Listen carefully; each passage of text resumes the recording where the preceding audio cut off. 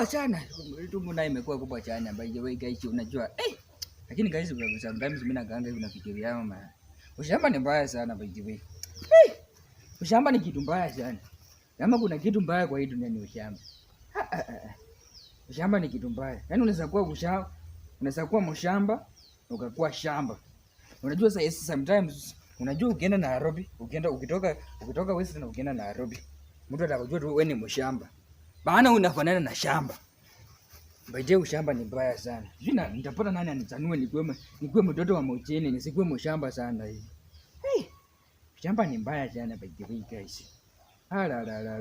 Shamba ni mbaya. Yaani ushamba kama kuna kitu ni mbaya ni ushamba. Mtu akikuangalia unafanana na shamba. Wewe ni mshamba na unafanana na shamba. By the way unajua si kwa ubaya guys. Lakini kuna siku nilienda mahali. Kuna siku nilienda Nairobi.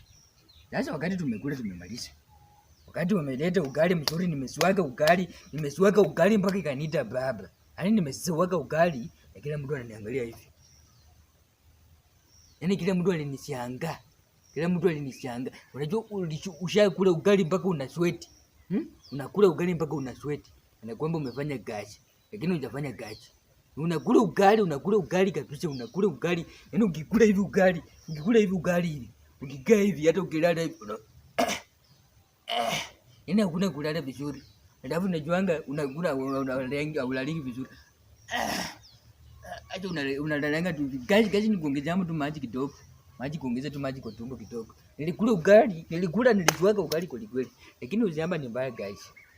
Lakini nilitoka Nairobi sasa nimerudi Western. Sasa hizi niko Western.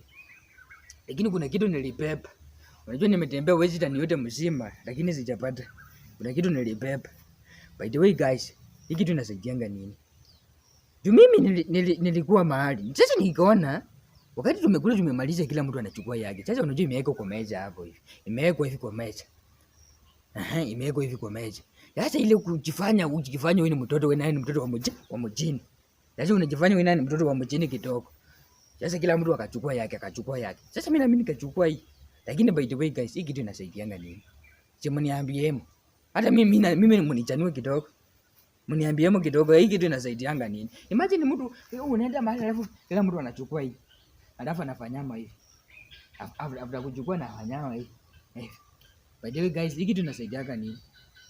Baadaye mniambieni hata mimi nisikuwe mshamba sana.